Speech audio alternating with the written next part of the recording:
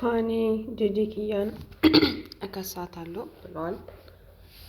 ካሁን በኋላ ጂጂኪያ ንግግሯ የሚሆነው እኔና እሷ ፍርድ ቤት ነው የምንገናኘው ብለዋል ማለት ነው። አሁን ቀጥታ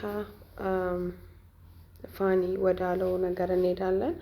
ከዛ በመቀጠል ደግሞ ሌላ ሰውም ጂጂኪያን ከሷታል፣ ሊከሳትም ነው። ምክንያቱም በእሷ ምክንያት ሆስፒታል የገባ ሰው አለ። በመጨረሻ ላይ ደግሞ ጂጂኪያ ለፋኒና ለልጁ መላምት የሚሆን አንድ ነገር አስቀምጣለች። እሱን የምንሰማ ይሆናል። ወደ ቪዲዮ እንሂድ። የምንጨርሰው ይሆናል። አንቺ ትልቅ ሰው ነሽ። ከአንቺ ጋር እኔ ምንም ሰጣ ገባ ውስጥ የምገባበት ነገር የለም። ከአንቺ ጋር ቁጭ ብዬ የምመላለስበት ነገር የለም። እንደዚህ አይነት ማንነትም ስለሌለኝ ቤተሰብን ተሳድበሻል፣ እኔን ተሳድበሻል፣ ልጆቼን ተሳድበሻል፣ ሳምሪንም ተሳድበሻል። ያው እናትሽ ናት፣ ግን ምንም እናትሽ ስለሆነች አንቺ ለምን እሷን ሰደብሻት ብዬ መከራከር የምችለው ነገር የለም። ግን አንቺ የያዝሽው ነገር የሰው ልጅ ዝም ሲልሽ ሲታገስሽ ሊገባሽ ይገባ ነበር። ምንም አይነት ትዕግስት ለአንቺ መስሎ አይታይሽም፣ አይገባሽም። እና እኔ የመጨረሻ ትዕግስቴ ከዚህ በላይ አንቺን የምታገስበት ነገር የለም። ለምን ካሁን የሰው ልጅ 7 ዓመት ታግሰው ምንም የማይስተካከል ከሆነ አሁንም ጸጥ ብለሽ ከመቀጠል ውጭ ምንም የምትፈጥሪው ነገር ስለሌለ የምታቆሚ ነገር ስለሌለ የተረዳሁት ነገር አሁን ፈርቼ መስሎ ከተሰማሽ እንግዲህ በተግባር አሳይሻለሁ። አንቺም የምታደርጊው ነገር ከዚህ በኋላ የፈለግሽው ነገር ማድረግ ትችላለሽ። እኔም ዝግጁ ነኝ። አንቺም ቀጥይበት። ከዚህ በኋላ ግን ስሜን ጠርተሽ እንዳትሳደቢ አስጠነቅቅሻለሁ።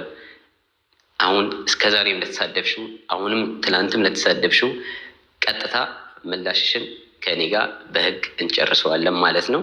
ለምን ከዚህ በላይ ልታገስሽ አልችልም። ያው ፋኒ እየተናገረውን ሰምታችኋል። በመቀጠል ደግሞ ወደ ጂጂኪያ እንሄዳለን። እንደ እውነቱ ለማውራት ከሆነ እስከዚህ አመት የሚታገስ ሰው ይኖራል ብዬ አላስብም። 7 ዓመት ሙሉ ምንም ሳይናገር ምንም ሳይሰድባት እኔ እንግዲህ እነፋን ስከታተላችሁ 7 ዓመት ሆኖኛል እና ግን አንድ ቀንም ክፉ ቃል ሲናገር ሰምቼው አላውቅም ማለት ነው። አሁን እስኪ ወደ ጂጂኪያ እንሂድ።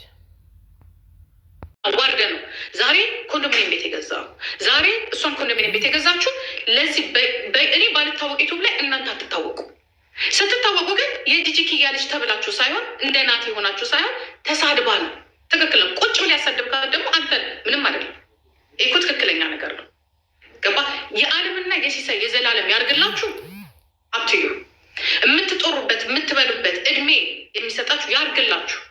ምክንያቱም ሰርታችሁ ያመጣችሁት ይሁን እንግዲህ ተናግራችሁ ያርግላችሁ። እሱን በሂደት ነው የምናየው። አሁንም እያየነው ነው።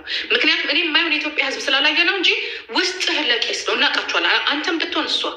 ምክንያቱም ልጄ እያለቀሰች ነው። እውነቱን የኢትዮጵያ ሕዝብ ከፈለገ ልጄ ውስጧ እያለቀሰ ነው። ግን አያገባኝም። ለምን እንደራቅኩኝ አያገባኝ። ምክንያቱም እኔ ሳለቀስ እሷ አልሰማችኝም። እኔ ስነግራት እኔ ላይ የፈጸምከውን ነገር ስነግራት አላዳመጠችኝም። ገባክ? ይሄ ነገር አይሆንም ስላት አላዳመጠችኝም። ግን ይህንን ነገር የተናገርኩት ለማን ነው? ለማን የተናገርኩትኝ? ለልጄ የነገርኩት። እኔ ላይ ምን እንዳደረግ እዚህ ጋር ቁጭ